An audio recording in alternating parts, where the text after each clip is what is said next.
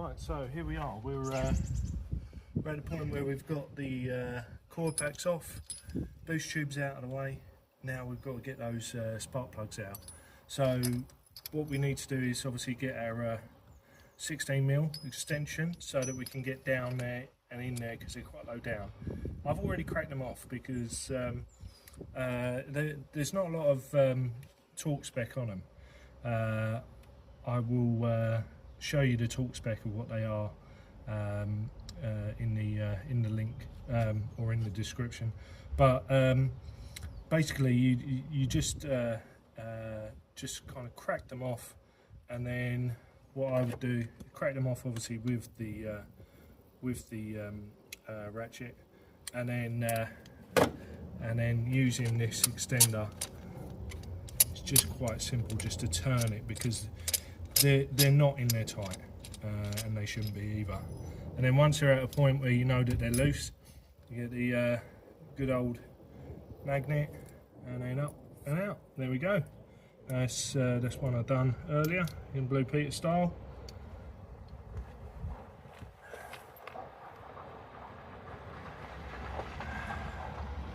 So these are the ones that have just come out. Not too sure whether you can see that well. They should have a little bit of a gap there for the spark to connect. This is I think it's ceramic, and obviously this is the where you're going to be connecting with your socket to remove them out. So very sort of simple design. That looks like it's been there a while. I'm not convinced that that's a new one, because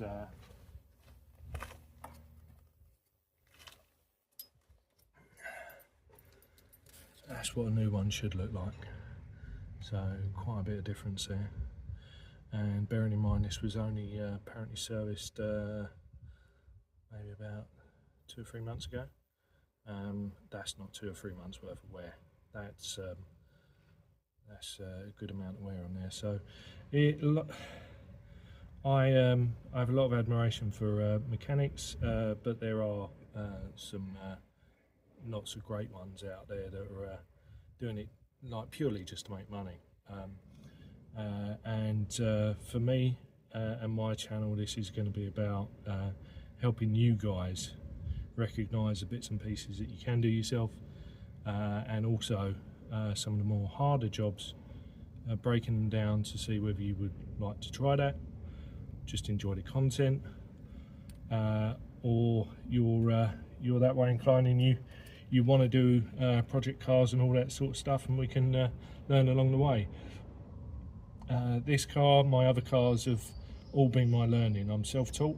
I'm not a mechanic, but I'm a self-taught enthusiast.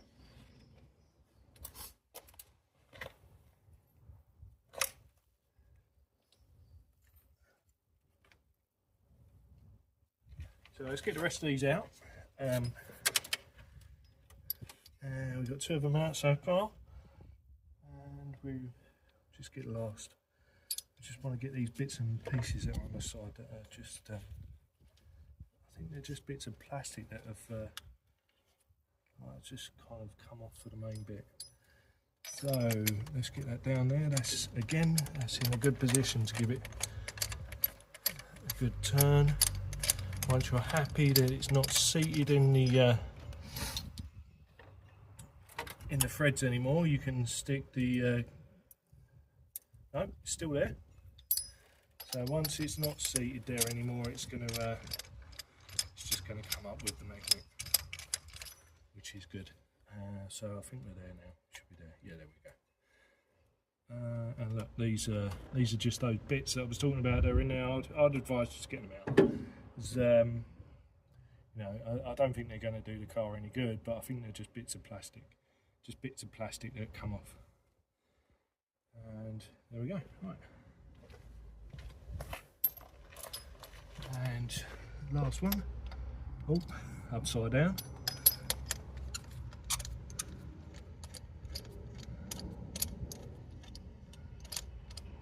So once we've done this, it's just everything in reverse. and we can put it all back together. Give it a start up, make sure it's all working correctly, and that's the last one. Again, look, that's not a couple of months worth of wear. That's a lot of wear. They're not old, but they're certainly not. There's certainly not a couple of months wear just on that.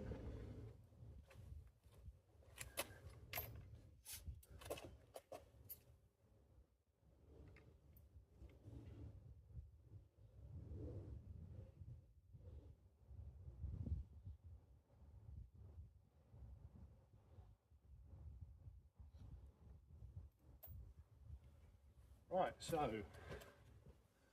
now we've done that, we can reverse the pattern. We're going to use our trusty magnet again. We'll do it in order this time, so don't get it wrong. So we've got the new one going in there now, and the magnet's not going to let it go, is it? No. So we're going to have to let it drop in. There we go. And then let's get a socket in there. Try and negotiate it. We're just going to screw it in to the point where it's just hand tight. So keep going until you just hand tight.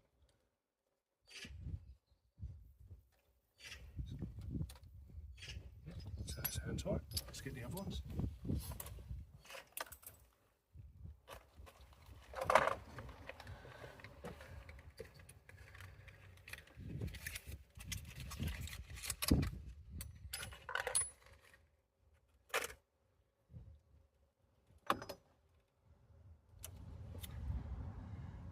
Safety or the retaining thing off. Maybe we'll try it this way, maybe that might work better. Yeah, that works a bit better. So go in hand tight, and then we'll torque them off. And I think I left in good fashion, I left my torque wrench in my Range Rover, which isn't here right now, so we'll have to pause the video and go and get that tool out quick, and we can torque it down. That's hand tight. One more to go.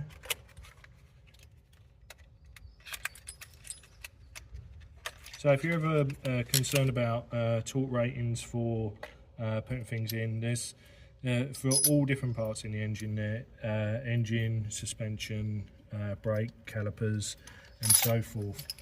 There's every single nut, bolt and screw potentially has a torque rating, and that basically means the tightness that you're tightening it down to that's going to keep it fixed in position that's safe. So these will have a lower rating of torque based on the fact that you don't need to put them in, ram them home. But if you're looking at your wheel hub for your axle nut, you know, on my Range Rover it's over 400 Newton meters, which is exceptional. These are probably going to be, I don't know, I'm going to have a look, and like every normal person would, we check it on the internet as we would. I reckon they're probably going to be about 40 Newton meters, maybe even less to be fair. But so that difference in variation of tightness is just based on what the nut and bolt is doing, and what it's stopping the loosening up. So you'd need a lot more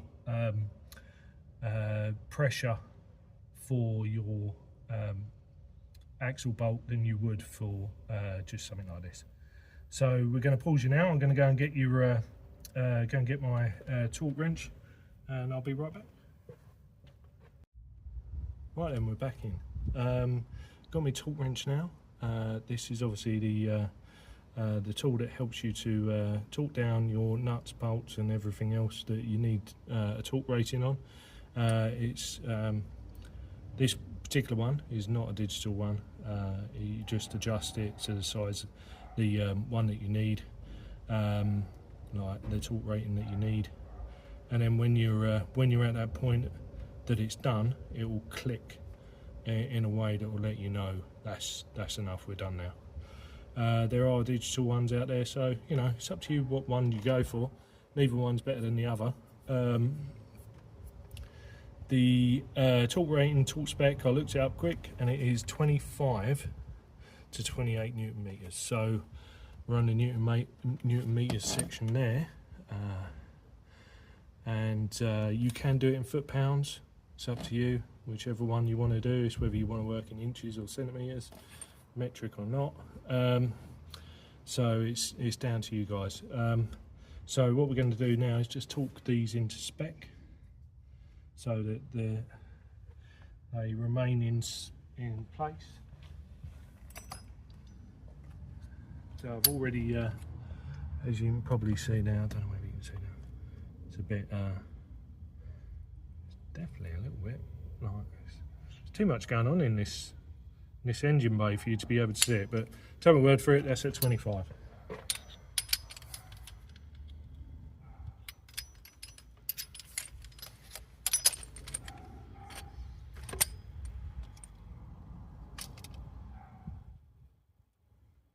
Tighten it down, and eventually that's going to say that's enough, mate.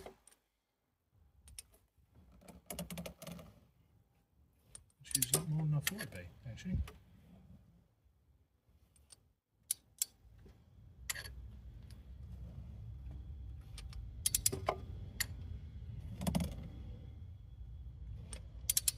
Doing it nice and gently, because you're working inside the engine bay. You don't really want things to break.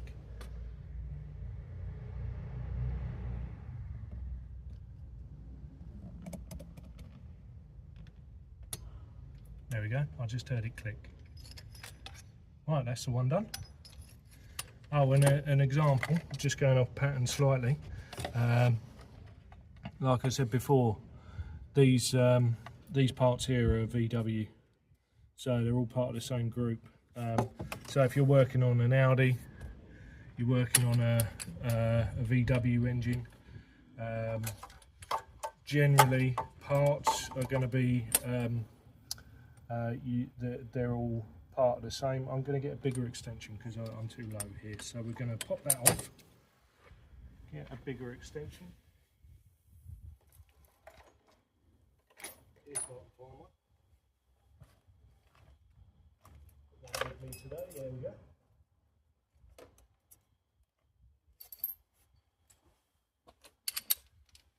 So we're just going to double up on the extensions now. A lot of people say that if you put an extension on, then the torque rating's not going to be the same, but I kind of feel as though it's close enough. Yeah, so as I was saying, the good thing about working on these cars is that they're interchangeable, so you can actually, if you're working on a VW, you're working on an Audi. If you're working on Citroen and Skoda, they're all part of the same. Well, Citroen's not, but it's they're similar engine parts, so we're all right with that. There we go. So that click indicates that we're at 25 Newton meters, which is perfect. So we're going to go up, and then the next one, just torque that down to spec. Move it along a bit quicker this time. We'll go and pick the kids up from school. There we go, that's the last one. So we've got to fit this in. Not in this car though, thankfully.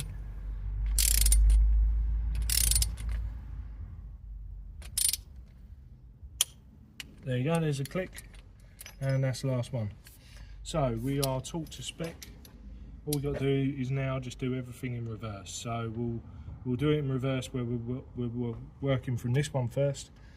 So we can put this boost tube back on, put the wires all back in, try and find out what the part number is for that clip, so we can replace that. But that's not essential at this point. I think this is just an overflow valve. So we'll get that popped in.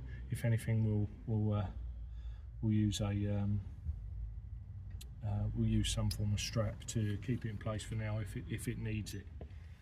Right, let's pop that down, and then we're going to go backwards with everything so that we can get it all back in and working. And we're going to go down, all the way down, and then fix it in position. Just needs a little bit of a push into place. And there we go, and then the next one is going to be the same sort of deal. I don't know how we got this out the first time, because it's all it's got a bit cavity wonders. How did we get it out the first one? How's that going to go? Right, let's do this one first. Let's do the easy ones, and then we'll work on the hard one.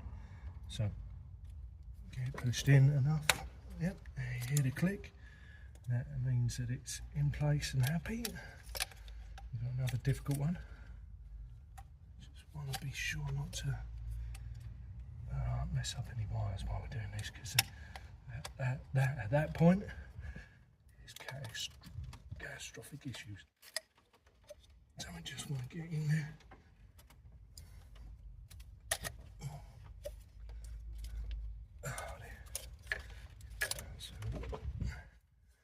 There's a lip just a little way down. I'm just trying to get past it so that, there we go, it's clicked in.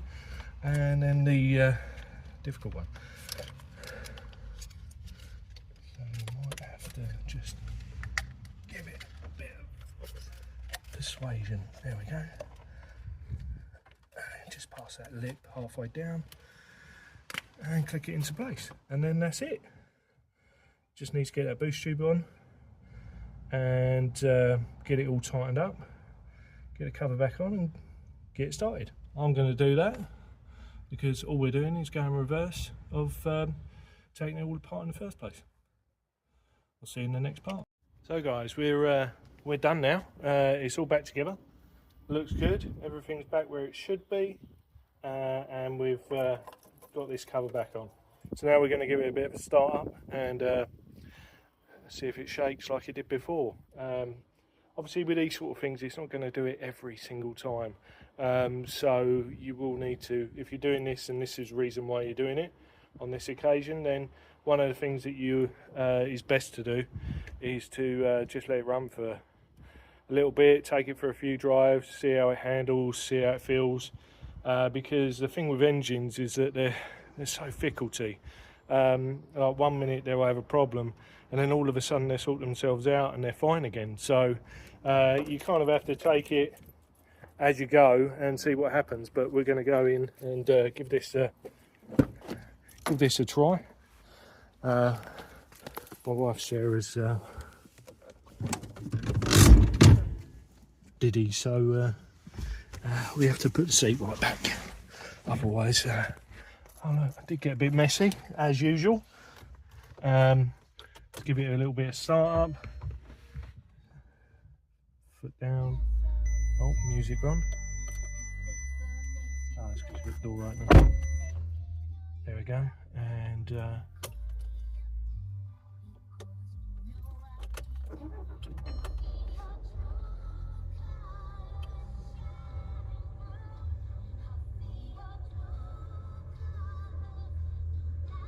it's shaking a little bit.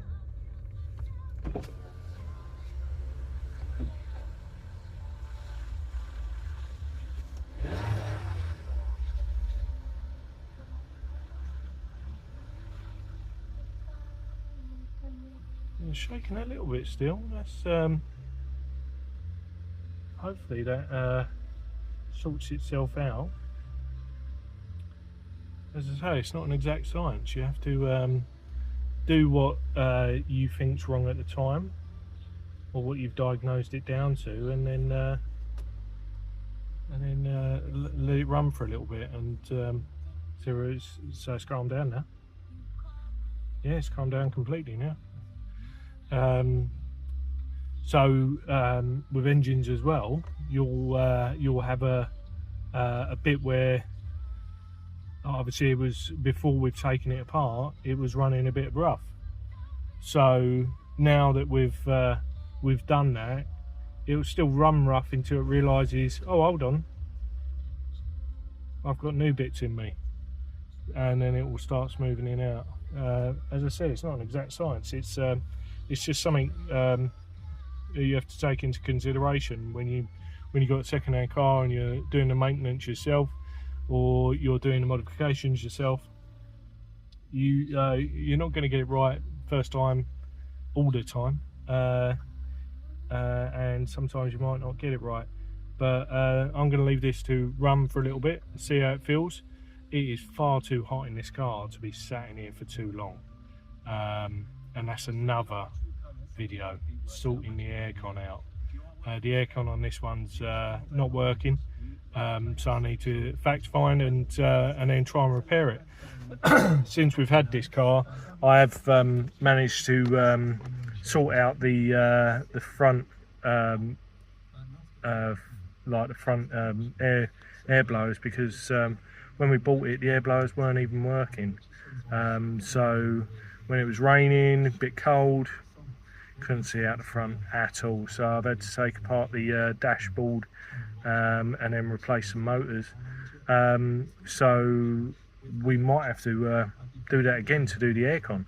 So that's for another video. I'm sweating. So we're going to wrap this one up now. We're going to let the car run for a little bit, see how it feels, and then hopefully we've resolved the issue. If we haven't, we'll go back to fact finding, and that'll be another video. Thanks for joining. If you like this video and it's of interest to you, as I said, we're going to be doing loads of different modifications and maintenance to both my car, Sarah's car, friends' cars, and then I'm going to be buying some more projects as well to do the same as well. So there's going to be loads of content coming, so do enjoy, like and subscribe, and I'll see you on the next video. This is Brian from Endgame Autos.